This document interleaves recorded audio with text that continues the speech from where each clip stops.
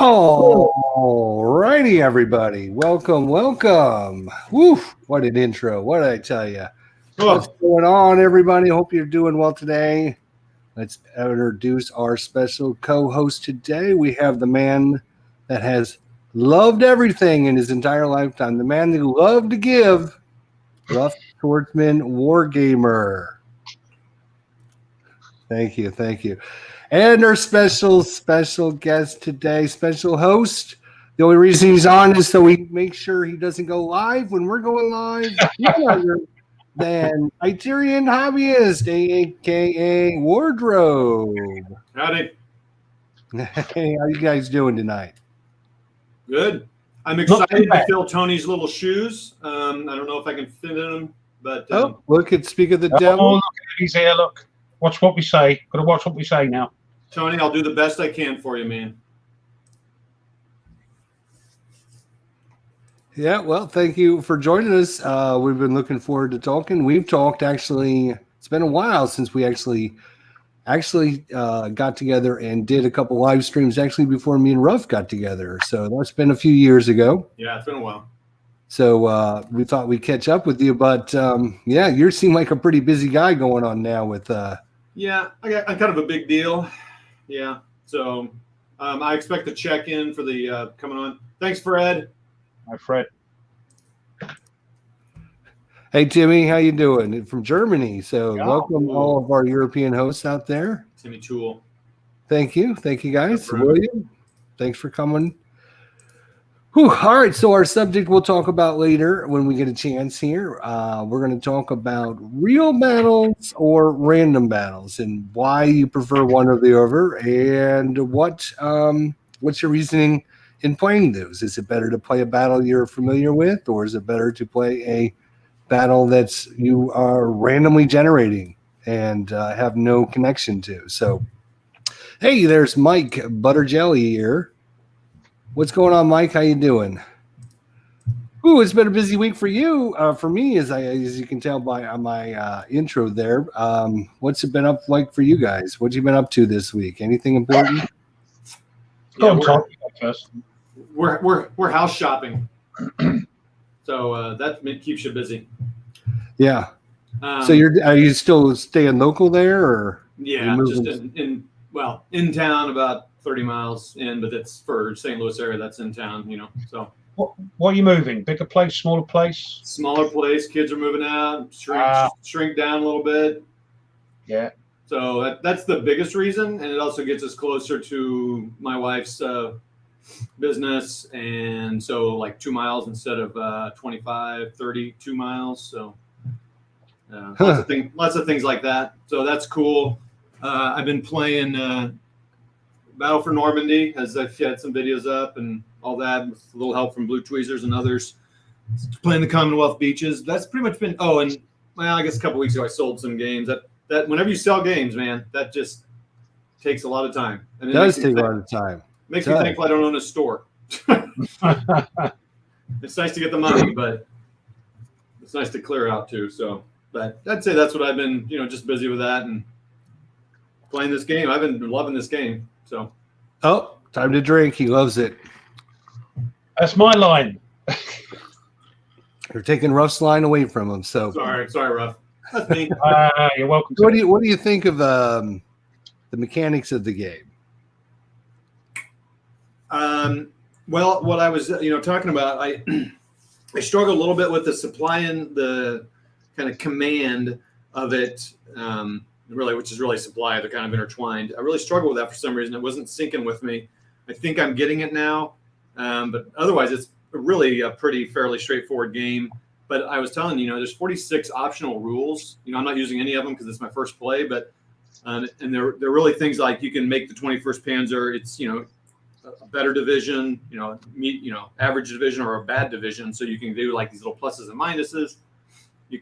It's just some nice little tweaks that you can do to the game. So it really makes it pretty deep. And there's like 10 scenarios. And if they come out with hit that number and they do the deluxe, I think there's going to be 12 to 14. I mean, so there's a lot here. I really wish they had other battles in it.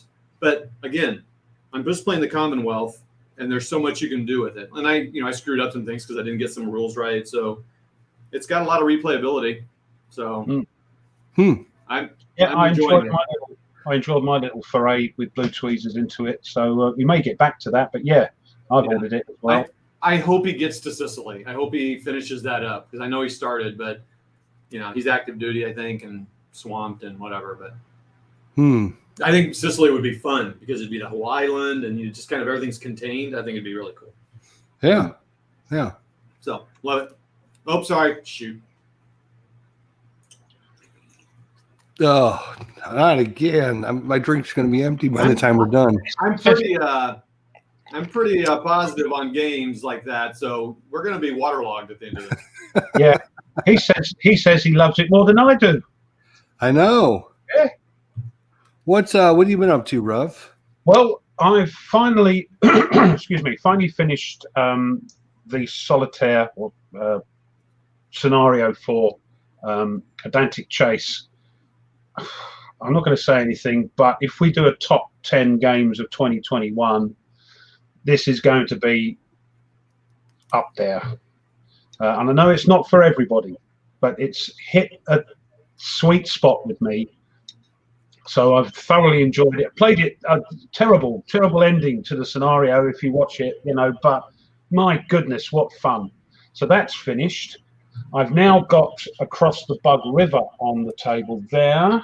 And if you can see these little things here, these we only using a little bit, scenario 1, only using a little bit of the map, but there's still a heck of a lot of counters going in that little bit of the map. So hoping to bring that within the next week or so.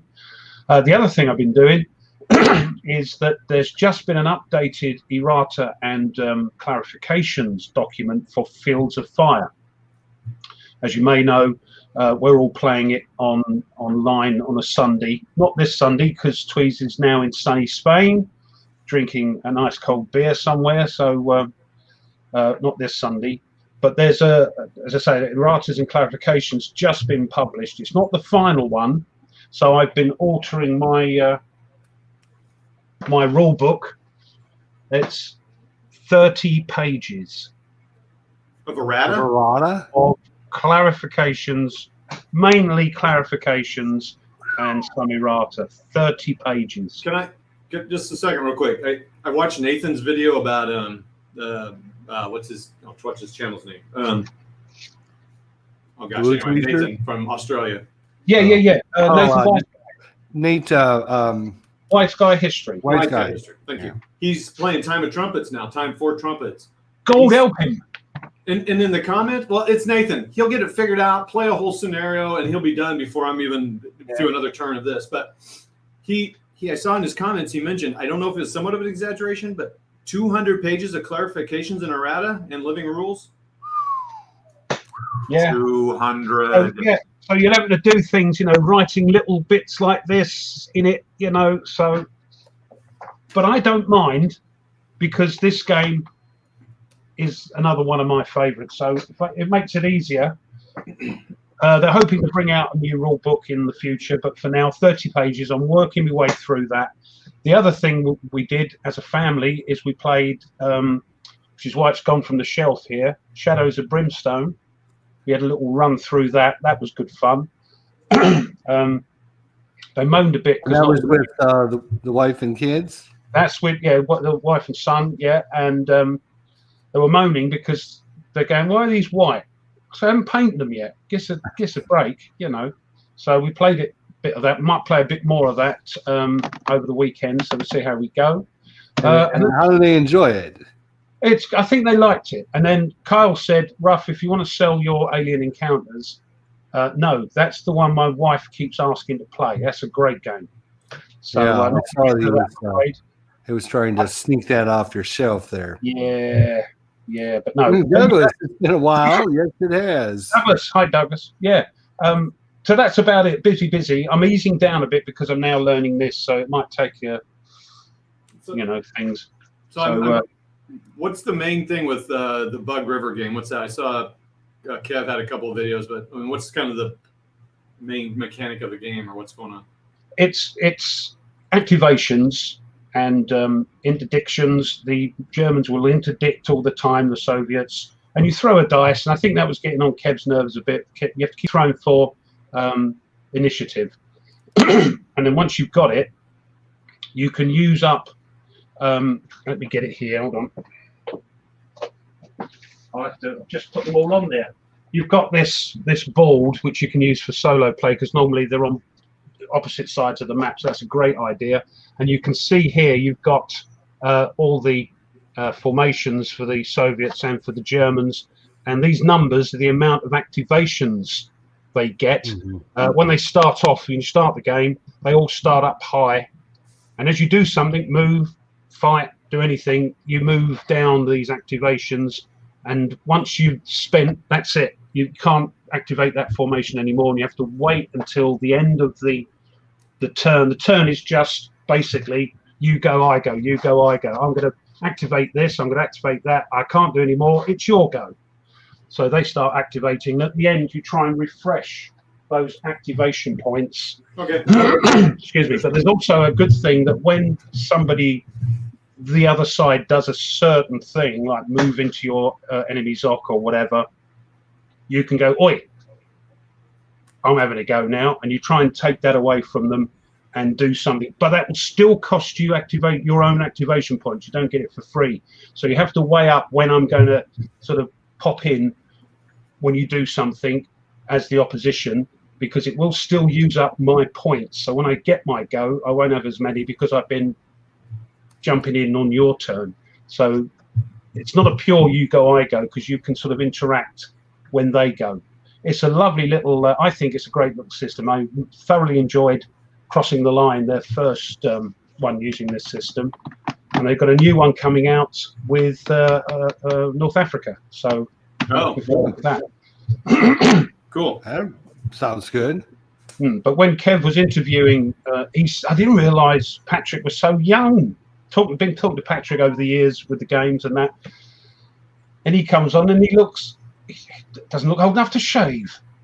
But he's got this company and he's doing great. But they were talking about their new big game, which is like based on Golf Strike.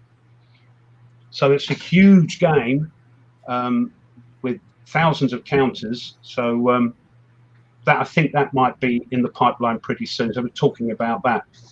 But yeah, sorry, I've waffled on a bit. Sorry about that. That's it. No, I appreciate it. Thanks. It's a good system, Todd. Good. I So think. Fred has a question for Wardrobe.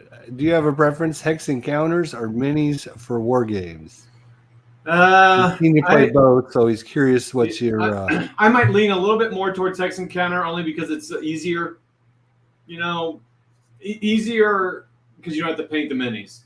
But really, minis games are actually usually easier rules than Hex Encounter. So, but this is a little easier to set up and stuff. But it's like 60-40, 60 to the Hex Encounter, 40 to minis. But I've really enjoyed minis over the years. So you played quite a few different kinds of minis, and yeah, you've also got to build the terrain as well, haven't you? Yeah, I mean, there's some things to do. It's not like just, but I got to tell you, setting a game up like this. It takes you a lot of time to set this kind of game up too. In some games, it takes you a long time. Not as much to paint a set of minis, no doubt. But anyway. So your new house, you better have a big open room. No. For your table. No, I will not have a 6x8 table in there, unfortunately. So. But that's okay. I mean, it's kind of sad because I am able to set up like all the Normandy I can set up on here. But hey, man, I'd rather have a small house and less yard and maintenance and yeah, I hear you. Yeah. So I'll figure something out, but I'll have some space. We've kind of Lisa knows I want to do that. So all right, so you are kind of the person, the war gamer that I know that does the most miniatures kind of stuff. I know there's a lot of people that play that stuff, but for me, you're kind of the guy that I know. Yeah. So if people are interested in getting into miniatures, what's kind of system? Is there like a system you would recommend, or? Yeah, that's a tough one because there are, it's just like a board war game. It's like, well, what era do you want to do? I'd say the big one is what era do you want to do? What interests you? Because if if I say, bolt action's like the greatest thing ever, and you don't like World War II, then you're not going to want to spend time painting minis. So you really have to like the era, because you really have to like painting the minis. Assuming you're going to do that, and you're not just going to go buy somebody to paint them or go pay someone to paint them. So would you show up without them painted? You can. I mean, I'm always like, if you're going to play at home or even go to the game store or something, and you're just getting started, man, go play with them unpainted. And if someone, bitches and moans to you, then like, don't play with those people, because that's insane. Because it's a lot of flipping work, and I want to roll dice. So I say, go play. Now, I prefer to use painted, and I prefer my opponent to have painted, but I usually paint both armies. I do solo, and it's kind of, but if you get worked up because someone's minis aren't painted, we're busy. Now, there are people who just buy, like in those competitive games like Warhammer, and they'll just buy and keep their plastic, because all they're doing is trying to play to the meta list thing. And bleh. No thanks. Yeah, Warhammer is very much like Magic the Gathering. You have to keep up with what's. Yeah. But that's different. So there's so many things, but like for World War II, go watch my series on getting started in World War II miniature gaming. Wardrobe plays World War II. Nice ad. Anyway, there's two rule sets that are really easy to get started in World War II: Bolt Action, Flames of War, because they spoon feed you everything. Like, here's what you need. Here's what They have starter sets that are cool, and you can get going. So that's the absolute easiest way to do it. Otherwise, you're going to spend time reading rules and see what you like and don't like, which is part of the hobby. But I would usually suggest try those. But I've got like my favorite set of rules: Blitzkrieg Commander. The struggle is then you got to figure out how to get the minis, how to base them. There's a lot to think about. But the cool thing about historical, if you do historical, is I can do World War II, Flames of War, and they have very, you got to base them on this, blah, blah. Well, I can use those bases in any game for most part. Like I can even play Bolt Action with them if I'm with my friends, even though so that's the cool thing about it. That would be my recommendation. There are even Napoleonic starter sets that are pretty cool out there. ESR, I think, is the name of them. So if you really want to get into that, and that's a very complicated thing to get into, but he makes it really easy.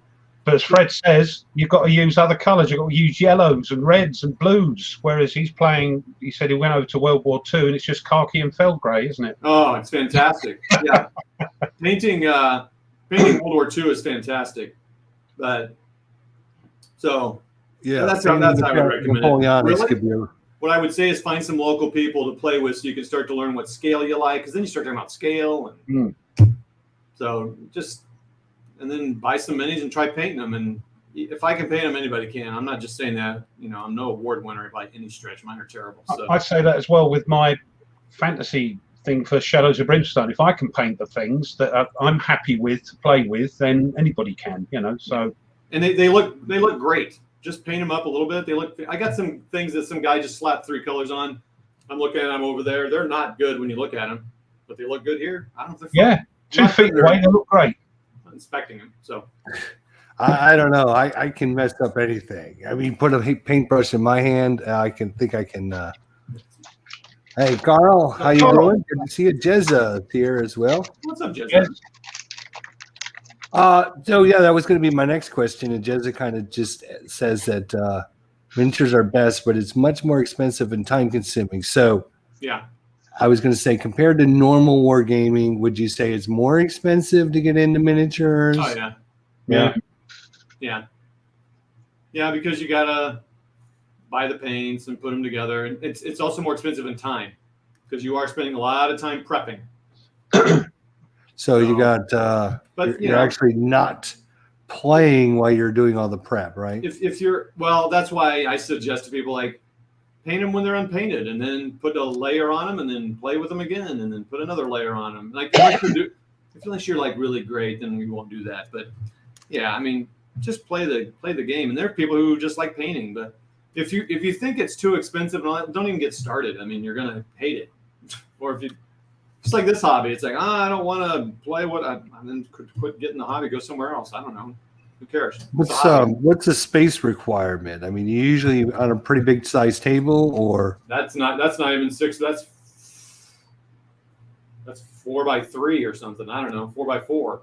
I think it's like anything, even at Hex Encounter, you can play miniatures, whatever big or small you want. So you can do tactical stuff with just a couple of buildings out, or you can go full whack and have a 17-foot table. You know, it's, most miniature games are played 6x4, like Warhammer, Boltac. Most are played on 6x4. There's probably some British thing that brought that up somehow because I feel like it originates from there. But it's still very, very, very popular over here. You know, when you mention war games, oh, what do you play? War games? Oh, what, those little things? Everybody says that. Those little figures. Yeah, you go 6x4 is the. But man, I got 15 mil and I play in 3x3, 2x2, 4x4. Yeah, I mean, you can adjust, can't you? Yeah, it's fantastic. But it is the thing, you know. It's like our hobby. You keep buying games, but the miniatures, you've got to say which era you want to play, then what scale. Oh, I quite like 15, and then you go, oh no, I'm going to try the little weenie one so I can get more on the tape, and so you've got to buy them. Yeah. Then you think, oh, I think I'll have a go at Romans, and then you're off again. It's a never-ending thing, isn't it? It is, but I had 6 mil and I tried 15. I said, I'm just going to do everything in 15. 6 is awesome. Because you can buy a whole army for nothing, get it painted in no time at all, and you get. It turns you blind painting them, though, doesn't it? No, what'd you say? Painting? It turns you blind. Nah, man, just get a magnifying glass. There you definitely. I know. Yeah, but it is tiny. But I said I'm going to do everything in 15. Skirmish, large action, whatever. I don't know if you can tell. I'm a cheap gamer. I should name my channel Cheap Gamer or something. But I think there's already a cheap ass gamer. But yeah, and also I think there is. And also, I don't care. I just want to play. So I'm pretty. Yeah, that's part of the problem. Is that's one of my drawbacks for getting games when there's 7 counter sheets, and I'm like, it's going to take me 6 hours to punch these counter sheets out. And that's 6 hours I could have finished the freaking game already. I could have been done with it. Yeah. Yeah. But then, then with the 7 counter sheets that you can just punch them and do, like Todd said with miniatures, punch them and play. And then when you've got a free moment, clip half a dozen of them, and play a bit more and then clip a few more. So, yeah, you can do that. As long as you can put up with the dog ears, I couldn't do my OCD in, that would. Yeah. But like that, Jester, you kind of come to realize that. Then you're like, well, then quit playing those games, and that's kind of what you've done. You've kind of moved to the games you like, and you kind of know I'm not going to play those games. So, well, you'd think that, except for I just freaking he's gone bonkers again. Well, it's hard to say no. Whatever. Yeah, clipping is my painting. Yeah, I just bought the Death Valley games just to try out a Civil War game, and it's like 8 counter sheets. I'm like, it's still in the rack. It's still in the shrink wrap. What's 8 counter sheets? Death Valley? Shenandoah. Isn't this one 8 counter sheets? Mind you, you're playing a bit of American Civil War, Todd, aren't you? That Death Valley. The GMT one, the great battles. It's actually 7 counter sheets. I lied. Oh, well, you lied. No, I've got that game sitting down in my box down here because my local. So I'm like down the street from Miniature Market, and they had 1 copy. And see, if I lived, God, that would be it. Good job, I don't. Yeah. Yeah, they So Jeff from Hex to Hex was like, "Man, you got to get that game." I'm like, I'm not gonna play Great Battles. He goes, "Get it, and you'll be able to sell it." I'm like, "Okay." So I don't normally buy like that, but I thought, okay. So I did, and if who knows? He likes the game a lot. Maybe we'll play it like we've done before. So. But you have been playing the campaign one, haven't you? Great campaigns of American Civil War. That was a super fun game. Grab your drinks. I loved it. Super fun game. That's the problem. I wasn't into American Civil War. And Me neither. I watched a couple of documentaries, and this came up in the GMT sale, the Death Valley, for 30 quid. I couldn't say no. So there we go. But then I'm looking at the great campaigns as well. I'm thinking, people are having fun with that. Dude, great campaigns is I can't. I mean, Jeff and I were playing it. I wish we had videoed it. It's completely different as well, isn't it, to any sort of. Oh yeah, the activation system, the command, and again, we're playing basic. There's a whole bunch of more stuff. We were like hooting and hollering, like, "Oh, I can't believe they did!" I mean, we had to go back and forth, and I've tried many Civil War games, and I just always like, I don't know, because but that was a good game. I am tempted to get some of the newer ones. They're not cheap though, are they? That's the only downside, I think. Oh my gosh, man, $194 for the one of them. I'm like, gee, Christmas. I think the newest one, which they recommend for new players, Is that Hood? is it the new one, Hood Strikes North? Yeah, I don't know. So, That's getting on for £100, and yeah. it's a lot of money. But there is so much game in there Mm. because like the scenario he and I played was one turn, but everything gets to activate up to 1 to 4 times every unit. So it's like that one turn took like 4 hours. I can't imagine playing a 10 game scenario. and we have I think they have a stack of counters, and they're all going to move. They all have to throw individually to move. So some might get left behind, some might go in the front, and Yeah. you've got to sort of figure out strategically what to do because some are lagging behind. Well, then that's why you use your command. You get one roll, and they can at least move together. Yeah. So Yeah, I don't know, man. it's different. So I was blown away by that. I've had people really talking about it, and it took me forever because it's Civil War, but Yeah. boy, took me forever. I better cool down. I'm getting hot. I know. That's what happens when you come on here. We all get a bit sort of, passionate. Yeah. God help me. Not happened yet, but God help me if Napoleonics ever tickle me wasp names. That'll be Yeah, that's a tough one for me. I've been looking at getting some actually. So, because I don't think I actually own any zero Napoleonic games. I own that one that came in C3I magazine. There was a little gathering of gamers here a few months ago, and someone was giving it away like in a drawing, and I got the C3I Waterloo game. Kev played it, and he recommended it. A few people recommended it. It's just like one little map, and so I'll give that a shot. Everybody reckons that highly. Yeah, I think it's because it's easy, and Isn't I that watched Waterloo. I think isn't that the name of the movie? Is it? with Rod Steiger? Yeah, it's old, and I watched it, and I'm like, just like I do, like, oh man, maybe I should play It's a Napoleon. good film. Yes, that nearly did it as well. Yeah, watching I'll that. be right back. I also watched this last night, in which I never want to play these games, but I watched this because McMurray loaned me the thing, Oh, Commander, and I was yeah. like, doggone it! Now I want to try an Age of Sail game. Right. Similar. Flying Colours. That's your one. Really? Flying Colours. Okay. Yeah, Man. yeah. It's good solo as well. I mean, things like what's the old one? The old Avalon Hill one. Wooden ships. Yes, you have to plan. It's not very solo friendly. You have to plan your moves. I think you have to write. A bit like, Iron Man or something. Yeah.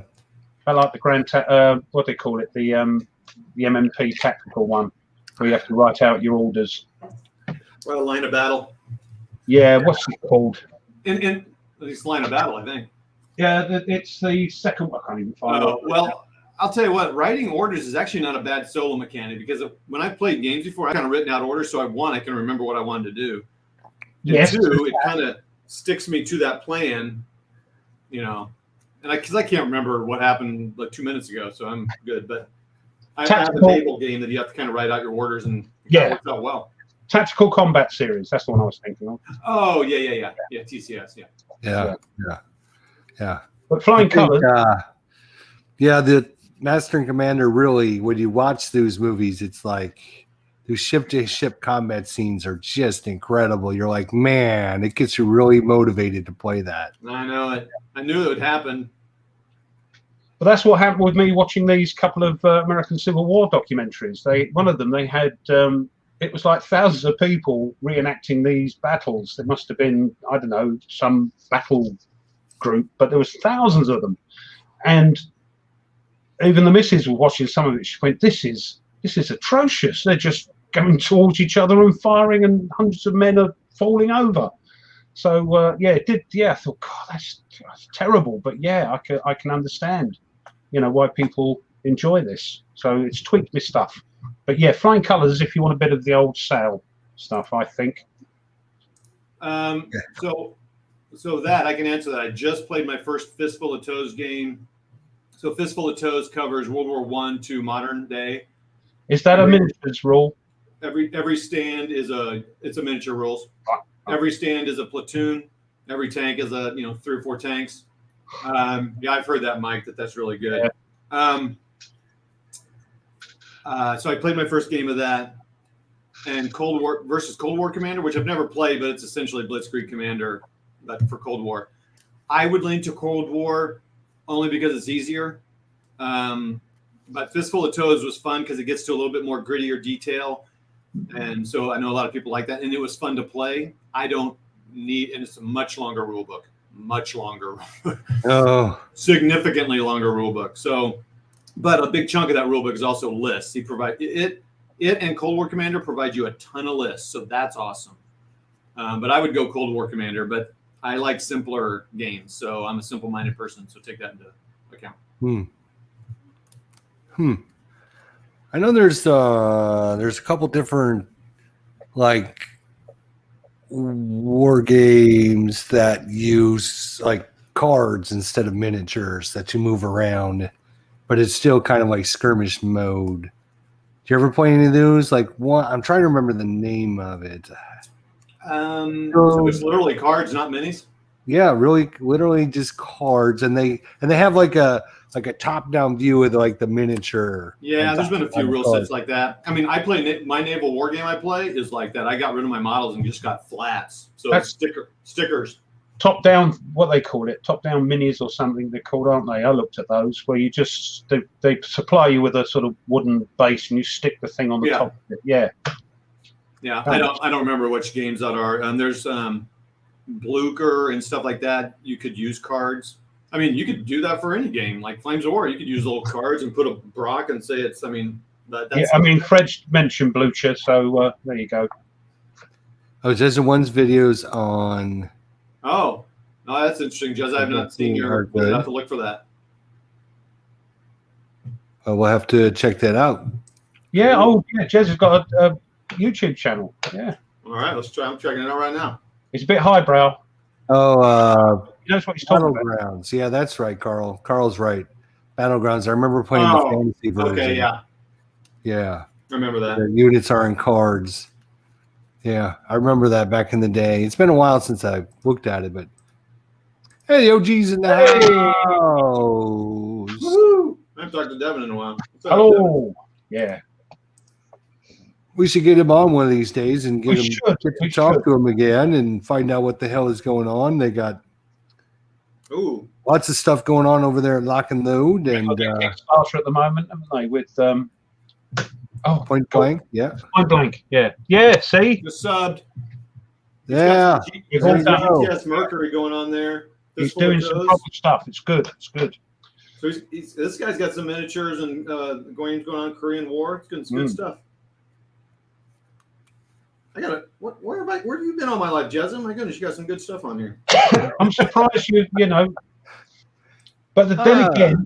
All right. Oh yeah. Get the OG back on. We'll schedule it up. I'll send him an email this week and we can. Holy cow! He's got some good games on there. Yes, yeah, but I think like a lot of YouTubers, they don't publicize. They do it and they just put them out. And but he's gonna get some it takes other people to go. Wait, let's go over there. Watch that one. Right, he's got 97 subscribers and 177 videos. He needs to get over 100 easy. Yeah, he will. Oh, that's crazy. Yeah, come on, man.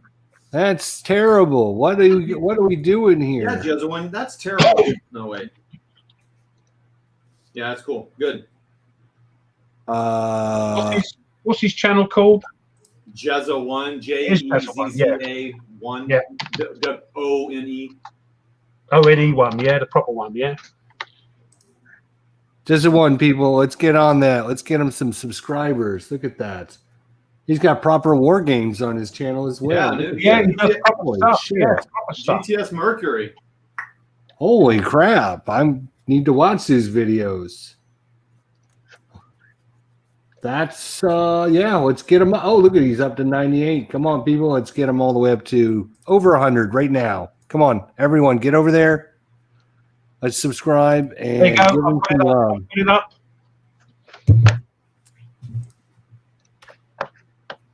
101. Excellent. Excellent. All right. Yeah.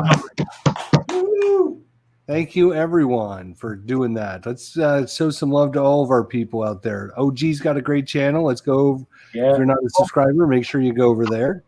These people I subscribed to, even when he was called the Itinerant Hobbyist, these are the people I subscribed to before I started my own channel. So I know all about these guys. You know, Kev, and Todd and Devin and Gimpy. Yeah, all of them. You know. You didn't subscribe to mine before you knew me. I didn't even know you. I come across you by accident after I got my own channel because I was looking at stuff for Tactical, Lock and Load Tactical, and you'd done a whole series. You'd done a great big thing on the new, the version 5 rules. So I watched that, and that's when I subscribed. So I got you in the end. I think I posted a message on your channel because you were doing the Warfighter and That's my first video. Good a grief. couple of them. I watched a couple of them and I said, "Hey, you're doing a pretty good job. We should get together and talk sometime." Blah blah blah. And then you messaged me back and said, "Yeah, I'd love to ride on your coattails for a couple years so I can get some subscribers." And I did. And you did. You rode me like a riding thing. Yeah. Like a rhinoceros, buddy. I tell you. So there you go. Jesuit. Let's see. Do we get him any more? 105. You guys are awesome. Excellent. We got some really good guys in our chat. So thank you for that. Show everyone some love. And if we usually introduce a couple channels, 3 or 4. Carl's got a YouTube channel as well, isn't he? Oh, does he? I don't know. If you got a YouTube channel out there, let us know because we'd love to let everyone know about it. So, with a name like that, you think he would? Yeah. Yeah, right. You would think he would. I discovered my channel because of my sport game video. There you go. Yeah. No, Carl says no. He does not have a YouTube channel. What? He should. He should with a name like that. Carl Wargame Boot Camp. Yeah, that sounds like a YouTube channel if I've ever heard of one. I don't know if Carl remembers. We had a good old chat with I think it was Keith Tracton and Stuka Joe at the end of not this one, the virtual con, the San Diego con. We were chatting and Carl popped in because he was not having a go, but they were having a discussion about values on the World at War tanks, the British tank, I believe, if I remember right. But that was I remember you saying talking about that. So yeah, you got what is that behind you there? Is that some things to build some of your terrain? Is that what you use? Yeah, it's house insulation. That's what all the kids use nowadays. It's light, isn't it? Yeah. Super light. You can shape it real easy. Yeah. Oh, don't tell me Mike Buttercelli has a channel. Oh my gosh. I didn't even know Mike had one. Yeah. Yeah, I think let me just check. I think I'm already on that one. I subscribe to anyone because I love it. Oh, everyone drink. Sorry. Mike Buttercelli. Sorry.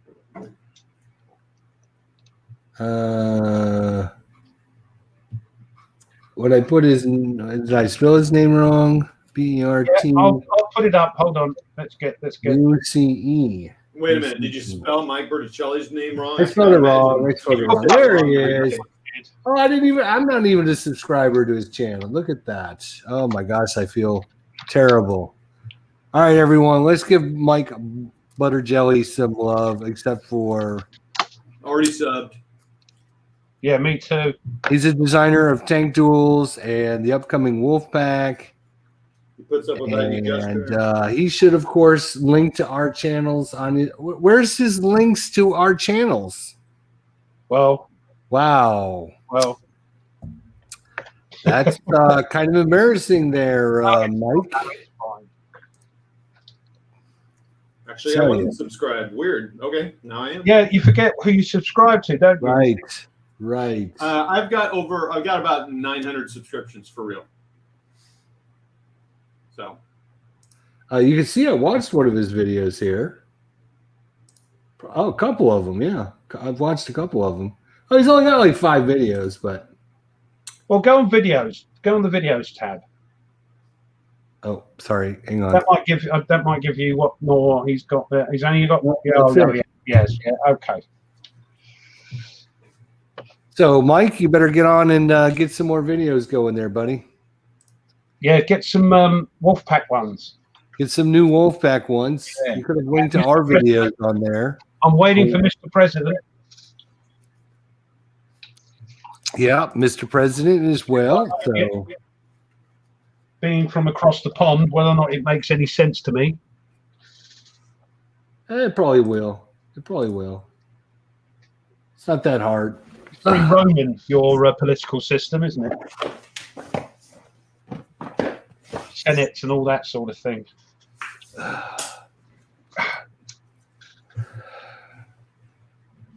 You told me, you told me it sucked. Well, you didn't tell us how bad it sucked, Mike. Wow. Leave him alone.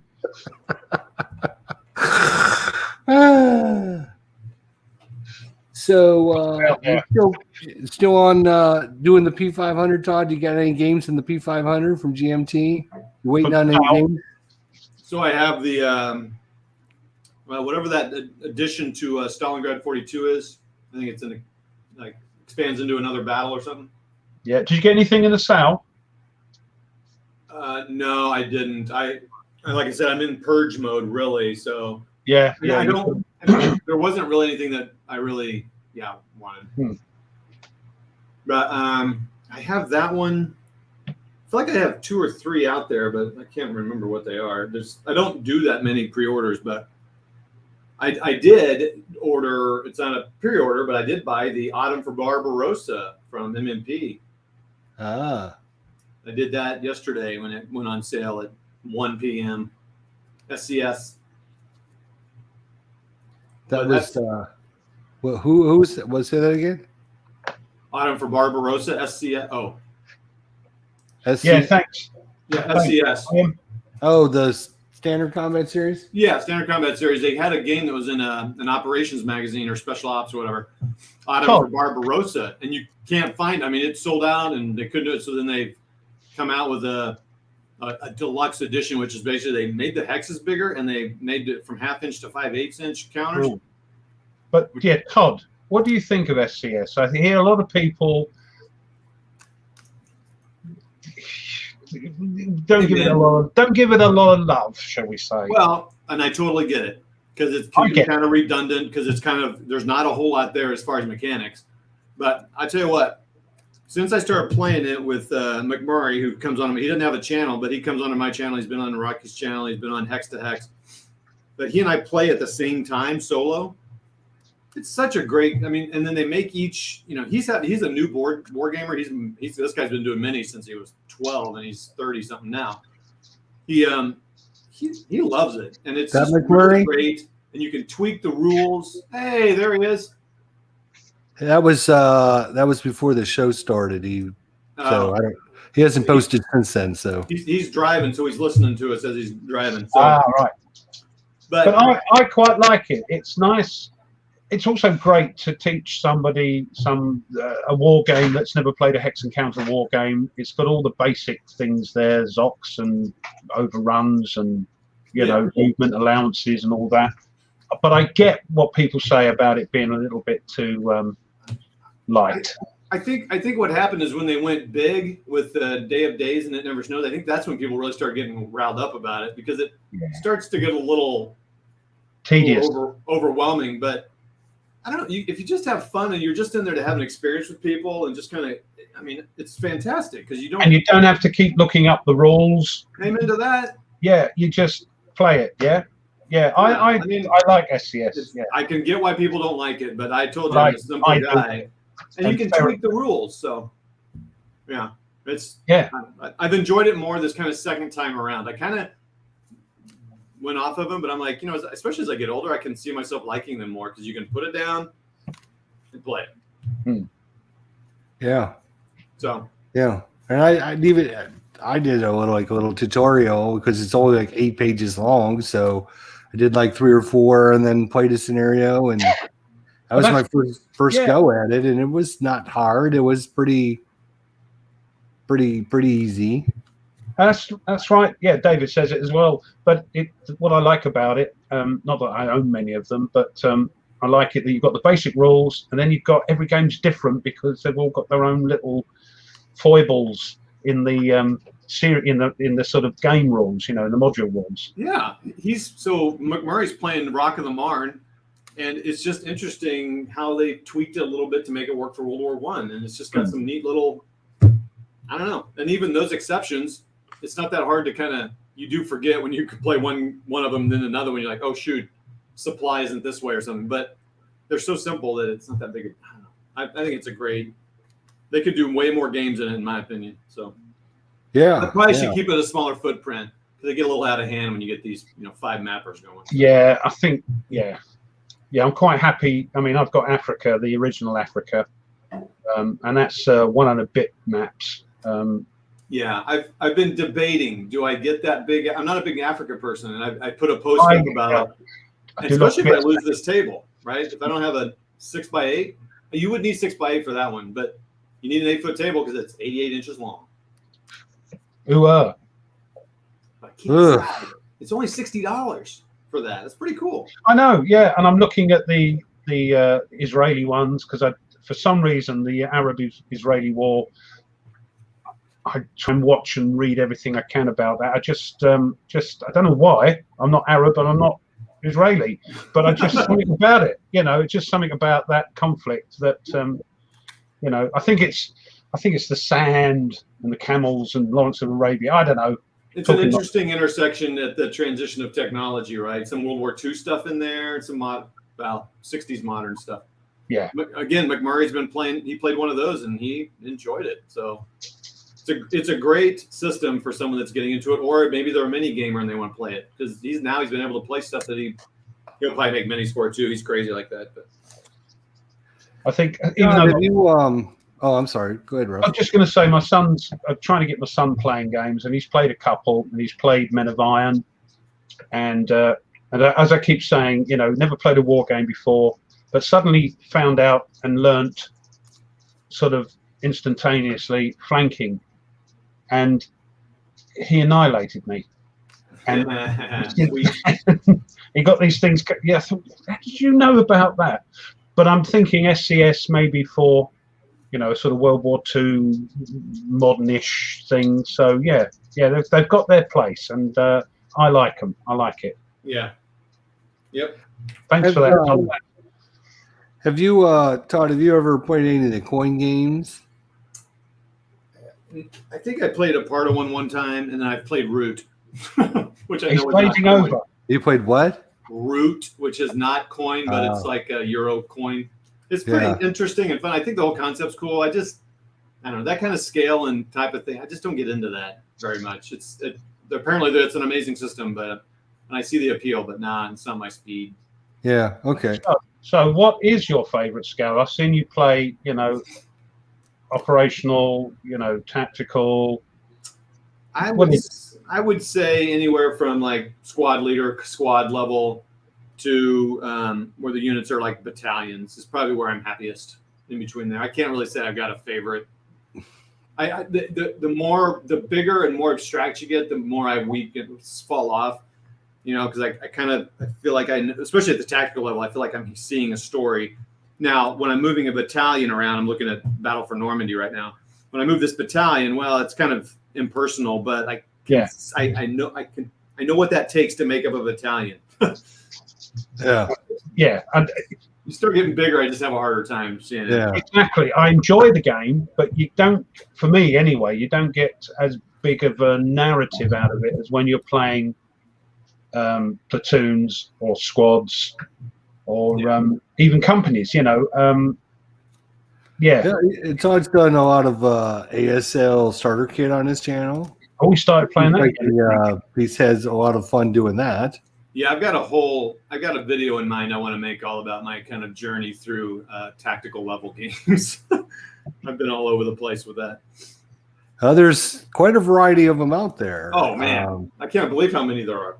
Yeah, it's good though. It's a good selection, and with 100 yards and what's another one I'm thinking of?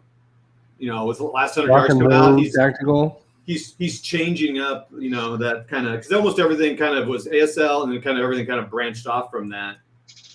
but I feel like that one he really went in a different direction, which is pretty cool. It didn't click for me, but it's really cool that he went a different direction, and people seem to like it. So it's what's that last 100 yards? Yeah, and What's his name? Solo board game art from my part of the world. It started on the Airborne one, a walkthrough and a playthrough, so that might be interesting. And David, yeah, I did see Heights of Courage. That's the one I was. And Yom Kippur and Heights of Courage SCS. Yes, I think that's the one McMurray played. Yeah, but yeah, I've ordered. Yeah, right, Yeah. What about Ruff and me and Boot Tweezers were playing the Fields of Fire. Have you ever tried to delve into that at all? And nope. I'm not a real solo. I mean, I play solo, but I don't like solo games. Ah, right. Really?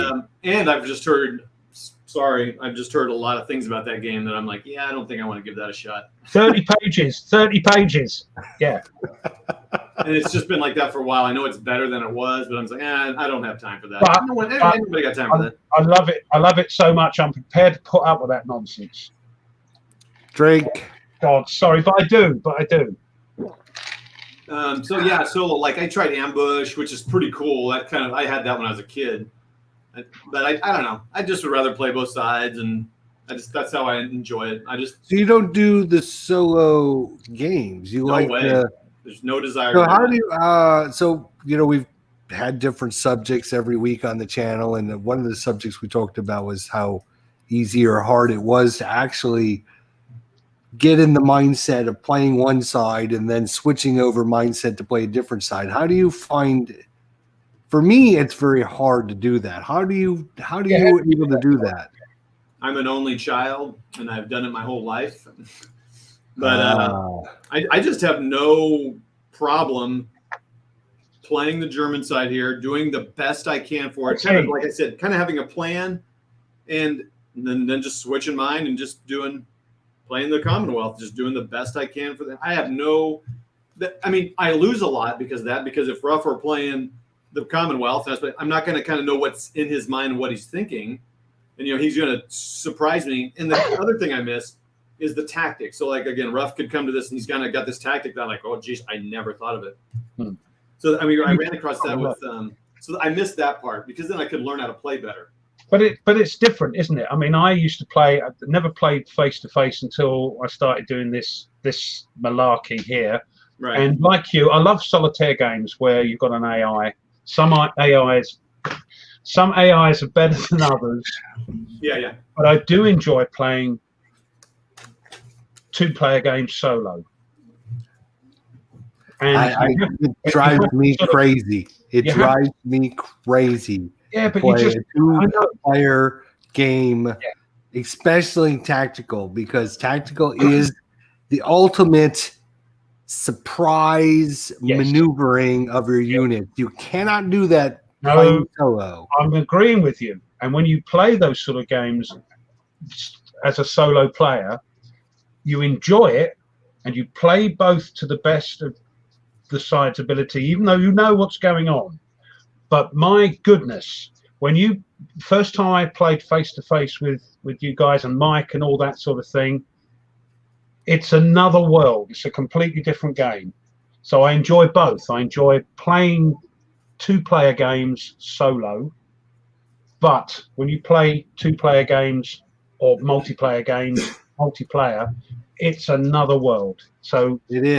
We can find out how bad you really are. Yeah, and I do. I get sunk. I get blown up. I don't care. I'm having fun. But everything's painted yellow for some reason when I'm playing. I don't know why that is. But yeah, I can cope with the 2-player single thing. Also, some of the games, and Todd hasn't done that either. But things like World at War, Nations at War, Lock and Load Tactical have the solo assistant. I use those because that takes a little bit of the pressure off, because if they do something stupid, you can step in and go, no. So I like those sort of things as well. Have you tried those, Todd? No, I just kind of I don't want to learn more rules. I'm also a lazy gamer. Yeah. So Mike is letting us know those 30 pages are from all questions ever asked on BGG. I'm So- working through them, Mike. I'm scribbling on me rule book. I don't care. I just want to get it. Yeah. And then when they bring out those rules all sorted out, that'd be wonderful. You could probably have a whole episode on do you write in the rule book or not. This is the first time I've written in a rule book. Other times I won't touch it. I'll write it on a bit of paper or something. But there's so many that I've had to, and I've used the softest pencil I could find. So if it has to be rubbed out, it won't leave a mark. Couldn't they? I mean, somebody owns the document, right? So GMT has the document somewhere. Couldn't they actually just freaking update the document and release that? I think Well, they what are. are they waiting for? It takes time. You know, No, it don't.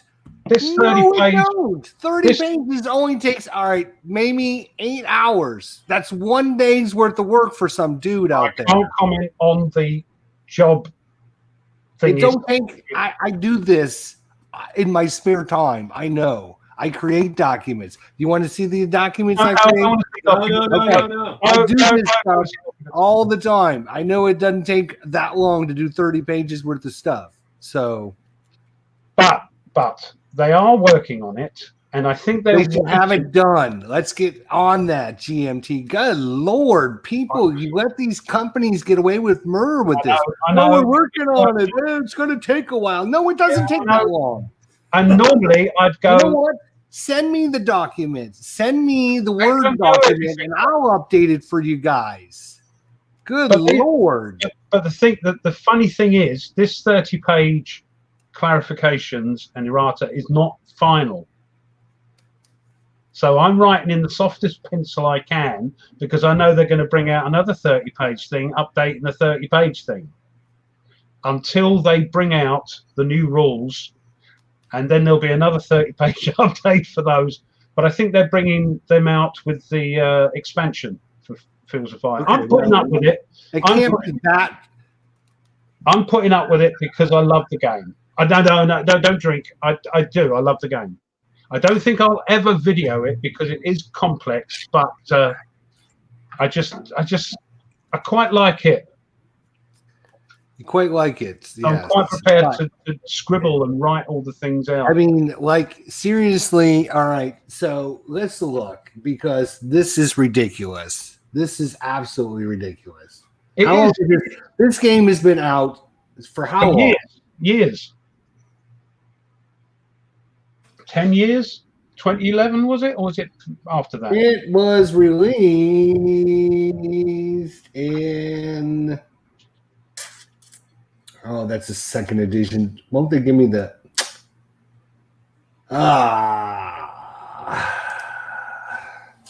Todd's falling asleep. Quick. Let's talk No, about. I'm looking at the time for trumpets. I don't see that there's 200 pages. I'm not sure what I must have misread what he said. I nearly got that in the GMT sale, but then All right. Fields of Fire was released in 2008. 8. Oh, blimey. 2008. What year is this, boys and girls? 2021. Are you telling me, seriously, that it's taken over 15 years Fast, isn't it? to freaking update a document? If it Seriously. was- I don't know why. There must be reasons. And I'm No, putting up with it. it's called I'm putting up- laziness is I'm what it's putting up- called.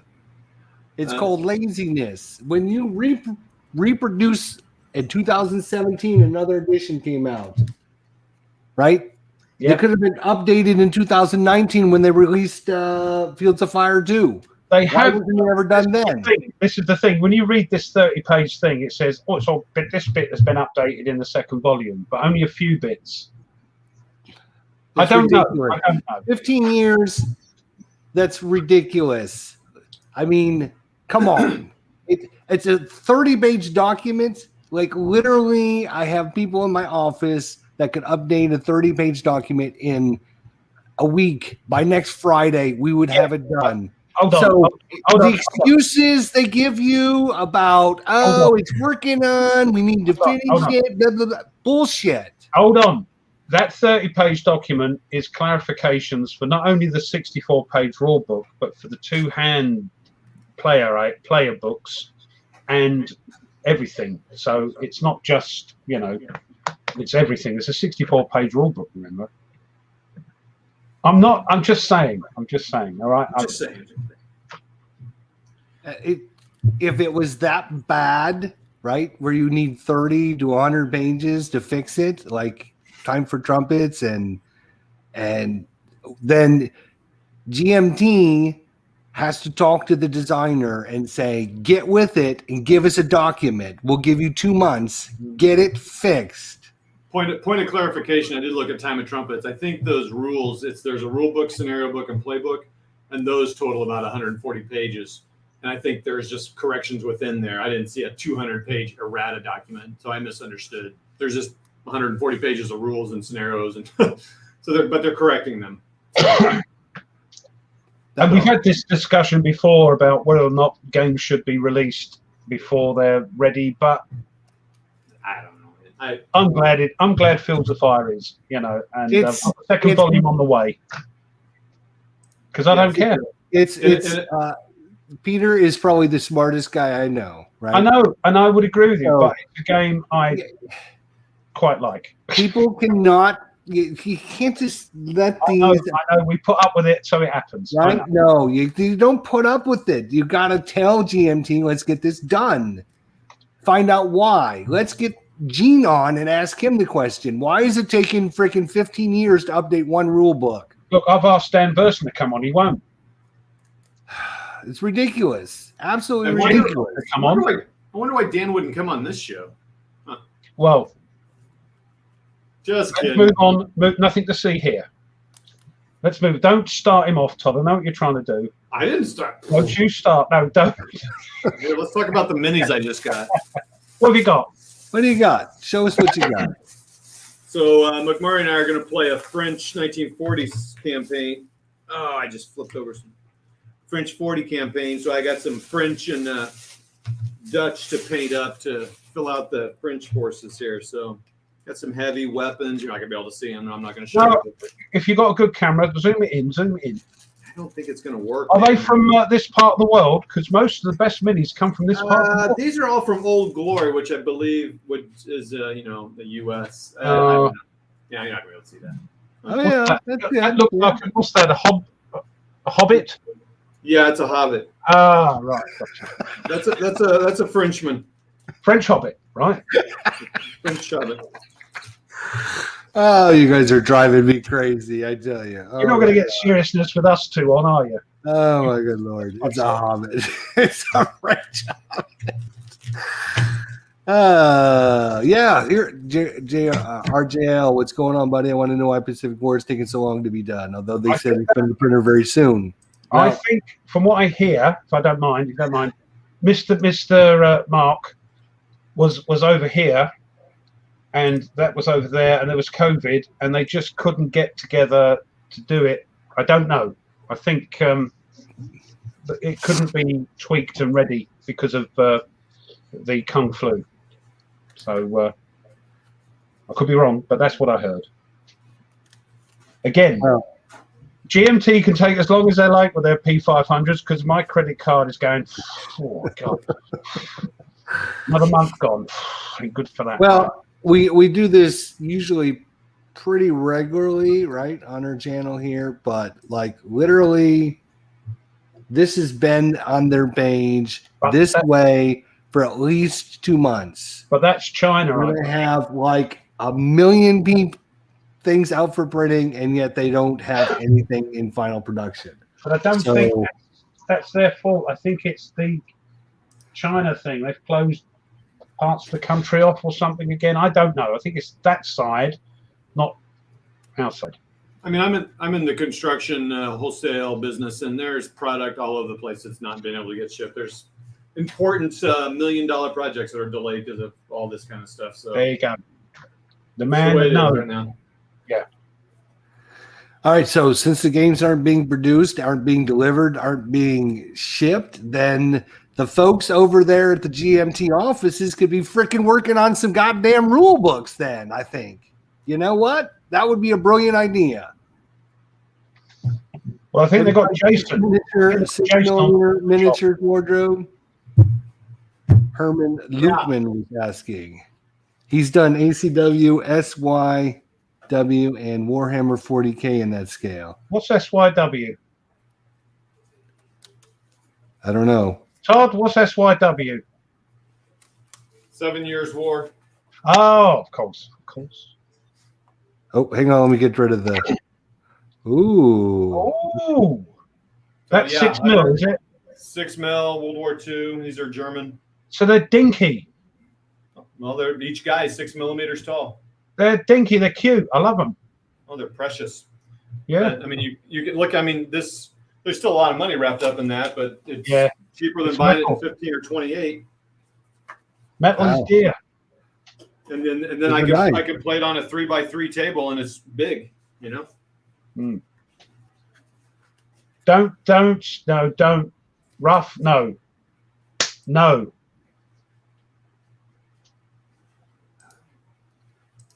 They're waiting on shipping. Well, here's. Oh, I'm gonna get started again. I think because this is. Sorry, Todd. This shows up. This This shows us the problem, right? Everything's waiting to be shipped out of China, and they don't have enough ships, right? So that backlog everything. I understand how economy works. I understand all this. Well, maybe what? You know what? Maybe we shouldn't send everything over to China to freaking be shipped. Maybe you print not out of China, right? Well, have a word with David Heath about that. All right. Well, I'm glad you brought it up. Many a moon. I'm glad we brought this up. Right? Well, he's getting that stuff. I got 3 pre-orders. You got 3 pre-orders. All right. 42. The Yeah, Battle got for that. Normandy Deluxe. And Yeah. Salerno 43. Okay. Yeah, got them. Oh, God. All right. So if you've on my channel this week, ladies and gentlemen, right? Yes, MMP prints in the U.S. X's and soldiers. I put in a big order last week on drive-through cards, right? To get things printed, Oh, thank God he's. Oh, yeah. right? And they came in this week, and we did a live unboxing and everything. Guess where these were printed, folks? Guess where Well, these cards were printed. Isle They of were Wight. printed in the United States, and I got them. How come GMT or any of these other game companies can't go and say, hey, you know what? Since there's a freaking backlog and we got 6,000 things waiting in China, Those backs didn't why look the can't same they colour. do what I do and say, you know what? Let's just order from the United States and I get the think- card in so we can get these games produced. I think it's counters is the main issue. Not cards. I think counters are the main issue. Oh, so you're telling me if I wanted to print some counters, I couldn't get them printed in the United States? Well, Is have that a what word you're with telling me? Mr. Heath has been trying for God knows how long to try and get somebody to print the quality of counters that Lock and Load are known for in your country. And he's not having much luck. Yeah, exactly. And so to ask him to switch over and find a new manufacturer in 6 months, forget it. I wouldn't expect For quadruple the price, you could find it, but then would you pay quadruple the price for a game? Probably I don't not. know. So what you're saying is we should all be perfectly happy to just sit here and wait months and months for them to catch up on all the shipping stuff that's coming out of China because we're all reliant on shipping coming out of China. I'm afraid Right? we've made it. So let me ask you a question. We've got Where does this go down the line when, say, China invades, say, South Korea, right? And then there's a big war going on over there, right? And then all of a sudden everything isn't being shipped anymore because they're busy fighting South Korea or something. There's no more war games. Play what So you got. what are we You going can to get do your now? Shelter Chain played. If China invades South Korea, you can get your Shelf of Shame played. There you go. Always look on the price. Yeah, nothing's going to be shipped. Nothing. So no. are we supposed to? Are we that reliant on China to freaking do everything for us? Is Yes. that what we're finding out? Yes, that's what you're finding out. Is that why all the companies in the United States back down to the dictatorship over in China? Well, when a dictatorship says, I can print this for a penny, your country prints it for $4, you're going to bow down to a dictatorship, aren't you? And that's what's happened. And we're all to blame. All countries are to blame. And we are now you're finding now the consequences of that. Counter sheets cost 99 cents to $1.10 a sheet here in the United States. So doesn't seem like 3 to 4 times the amount. But then that's subjective. The quality, I don't know. Size, I don't know. I would love things to be printed in the country of origin of the game. I would love it. Compass still do, I think. They were printing. That's why their games were more expensive. But even they have games printed in China now, especially when they want things like mounted boards. Does that mean that American companies can't print competitively priced mounted boards? I don't know. Don't ask me. Well, we've already looked at the quality you get from China, right? If you want to see some factual quality of how China prints their crap over there, right? And you're happy with that? I'm not. I'm not saying you as in you. I'm saying I don't know what plants printing wise, but if somebody, I can only go from what I've heard, and people like David, and I respect him very much, says he's there are 3 die cut plants that do counters, so that reason is BS. Says well, Steel. I don't know still. I don't know, but David would have looked into that, I suppose. I don't know. I'm not coming out as a bad guy here. I'm not trying to put you on the spot. It's the game companies that rely on, and it's not just game companies in general. It's everyone that relies on China to do everything for us because their people over there work for 10 cents a week as opposed to our people who actually want to be paid something, right? So if something ever happens, whether a war happens, if the dictator over there says, you know what? We're charging everyone triple now because whatever. If anything ever happens, then that happened. We're all screwed. Yeah, you need to prevent that. No, I think what will happen, the great country of United States of America will go, okay, we'll do this. As will everybody. They'll go, okay, things will change. The problem is unless something happens over there. Everyone is too relying on them, and that's why the only reason why China hasn't done anything is because they know everyone's relying on them, and they're making. How much money do you think they're making off of us? Good Lord, people. Anywho, our girlfriend Grant did a live stream about this last Monday, and they explained all this. Well, but I always remember a British comedian doing a skit on this, and unfortunately he died recently. A great comedian, and he had these 2 like pretend trapdoors, and we're looking up saying, send us some more shit, send us some more stuff. And they're going, they want some more shit, send them some more shit. And all that, that's basically what it is. Yeah, it's cheap. But we're so ingrained in that country now, and that's most of the world, that if they decide to do something, everybody's going to be up that creek without a certain paddle. Yeah. So, and sooner or later it's going to happen. So seems pretty easy. You just stop buying games printed in China. If you don't like it, you just buy the MMP games. I mean, it's that big a deal. We don't need these things. This is all just entertainment. So now something like an iPhone is a little different. It's hard to get by without a phone, but the games, quit buying them. It's that's kind of how I look at it. But but obviously it doesn't bother me. So,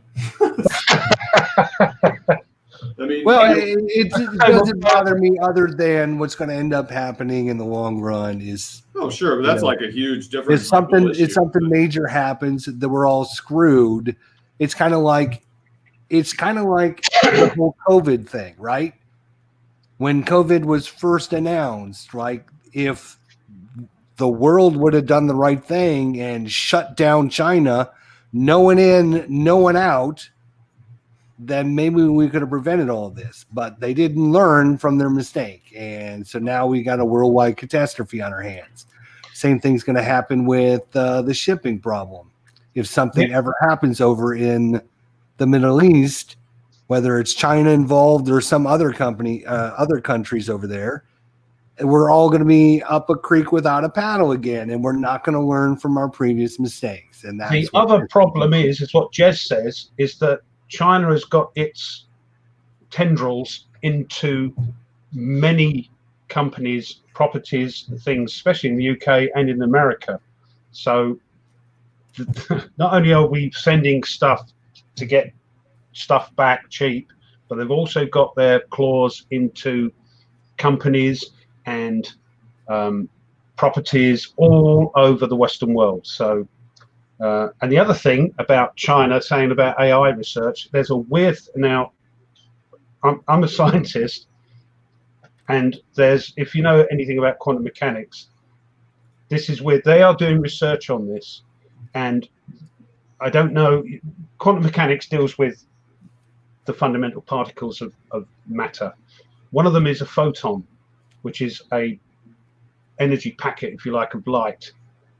And they've discovered that if you split, they push these photons through a crystal which splits them, but they are still the same photon. This is quantum mechanics is like, yeah. And they've sent that part up to a Chinese space station. And then they've altered this part.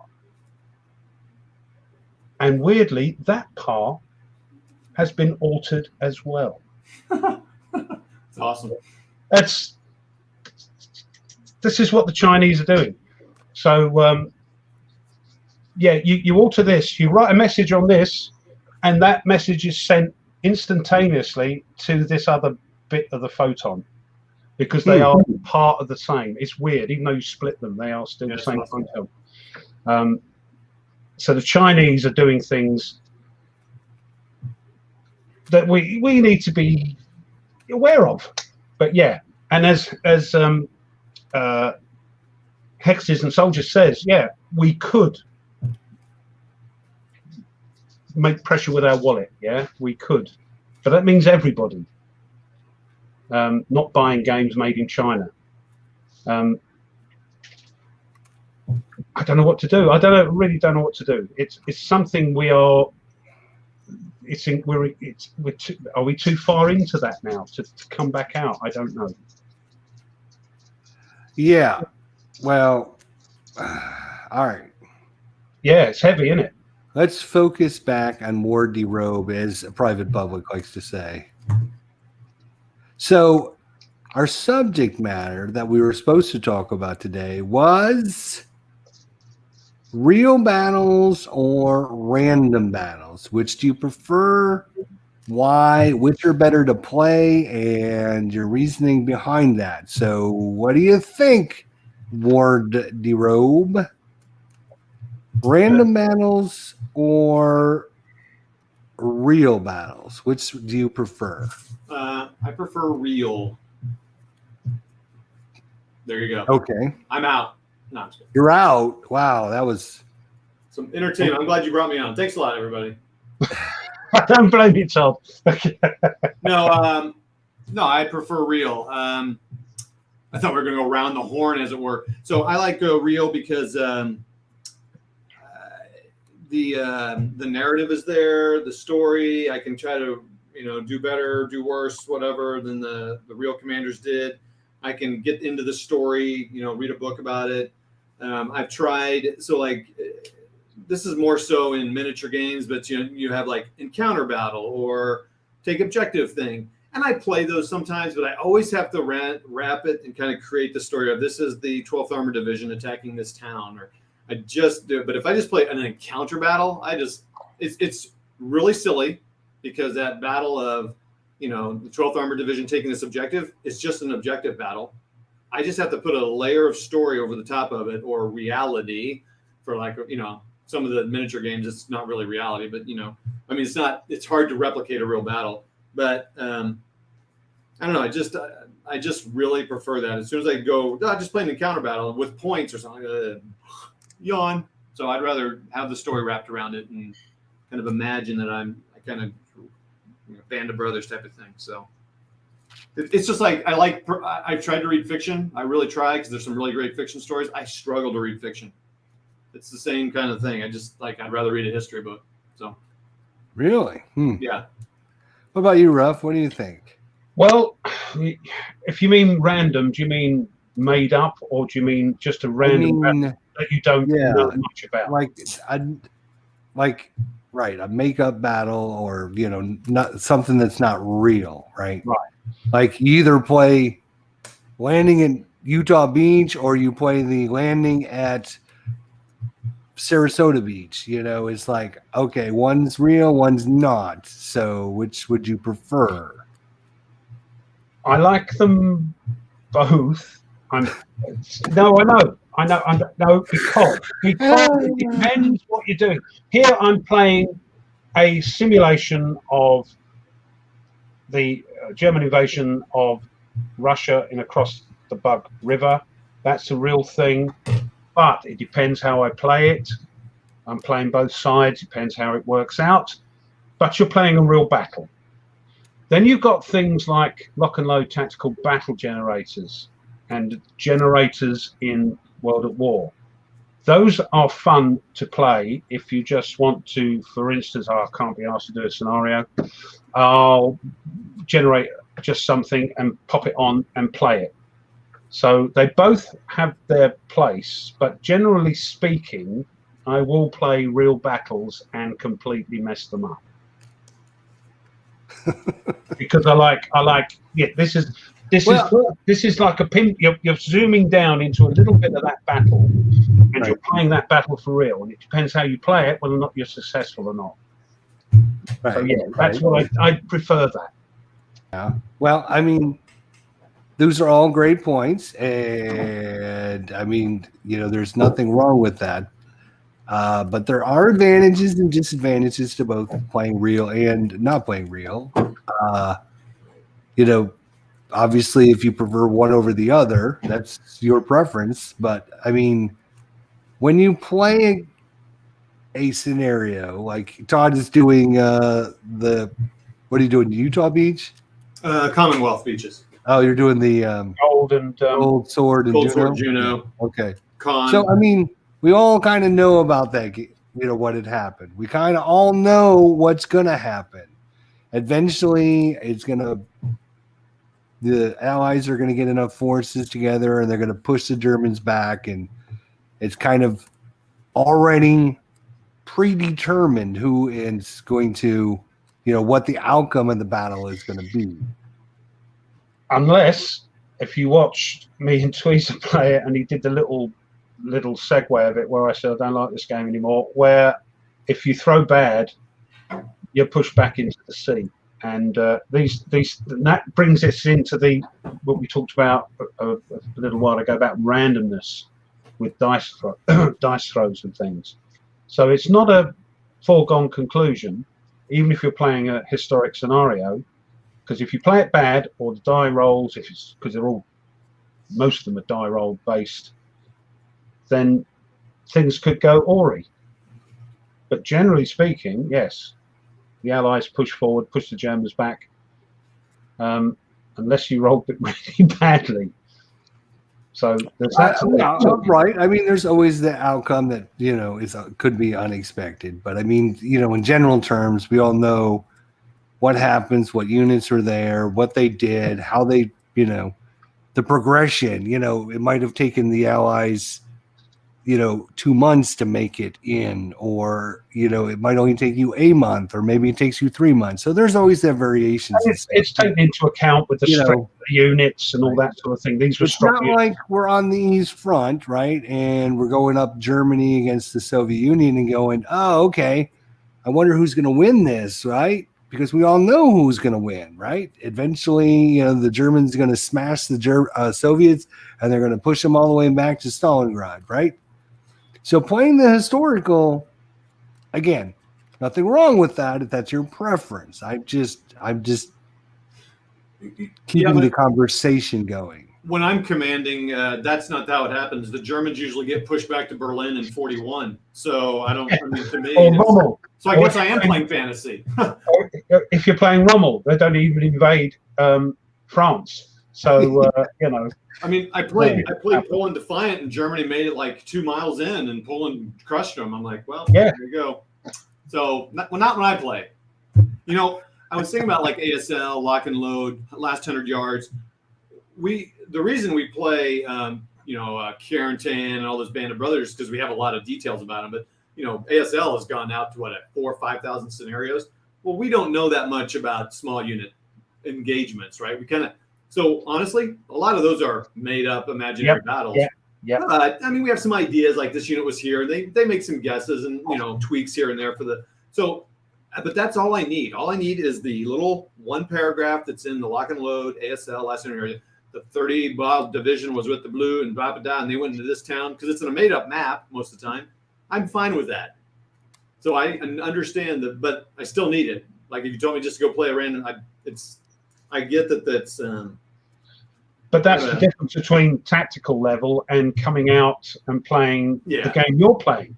Yeah, where we know where those divisions were. But even then, you start abstracting out. As soon as you start playing, you're in fantasy land. And that's fine, isn't it? That's fine. Oh, I'm totally okay with it. Let me play the game. I play this almost all like I'm 12 and I'm just having a fun time rolling dice and shooting and pew-pewing and just reliving, a bridge too far or something on the tabletop. I don't know. I don't get too held up on some things. So that's why I think I like tactical, because you are in the land of make-believe most of the time, because they've taken a bigger battle and then gone, this could have happened here in this village.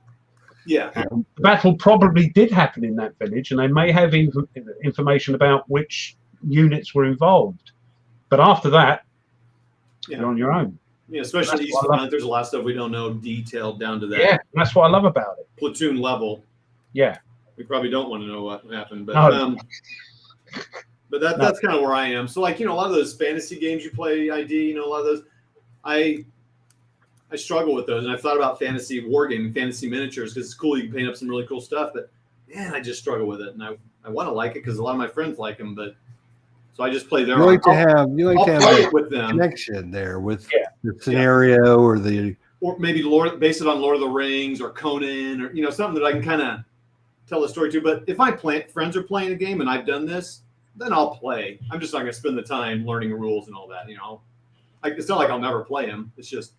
But in the tactical game, you'll get it's April the 3rd, October, April 3rd, 1942. And while this battle was going on, this group went into there and try and take over it. And you think, right, okay, I'm off. May never have happened. The outcome you get may not be the historical one.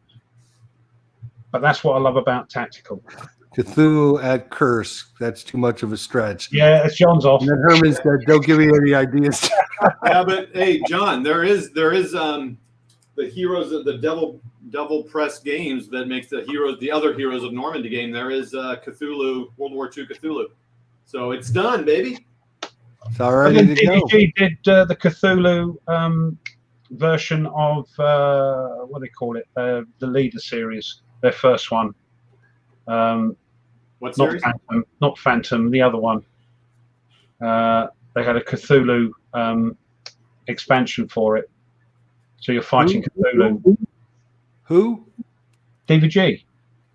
Did did they really? Yeah, what's the Oh, first one? they did like a zombie thing, didn't they? No, but the actual, like you've got the Phantom Leader and you've got Corsair Leader and you've got the Cthulhu Leader. They have a What's- fantasy leader? No, I don't think so. Oh no, they did. It's a proper game, but they did an expansion that included. Oh, yeah, right. Yeah. They worked So on you, if you wished, you could, do the Cthulhu one. And I think even Corsair Leader did. No, not Corsair. Was it Corsair Leader? They did the Final Countdown. They've done a couple of Final Countdown things in their expansions.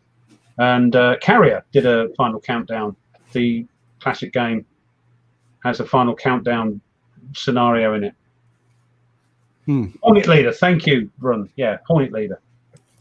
Oh, point leader. He's bringing his cat in now. What's he doing? Oh, what do you got? What do you got there, Wardrobe? Well, this kind of made me think I wanted to show these flats, but it also makes me think of naval games. So I'm less into naval or air games.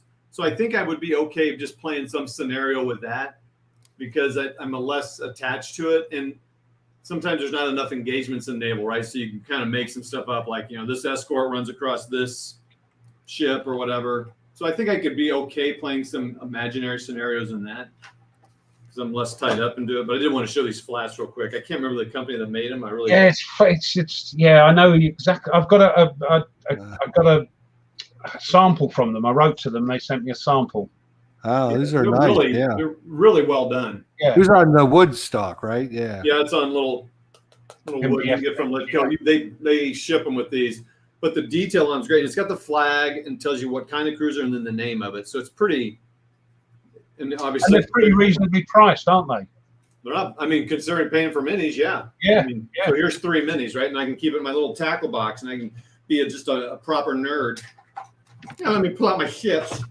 So, I mean, what's cool is this can be a whole game here plus the rule book, and that's it. Plus a blue piece of mat. So I need that for an Age of Sail, so I can be Russell Crowe. Lucky Jack Aubrey.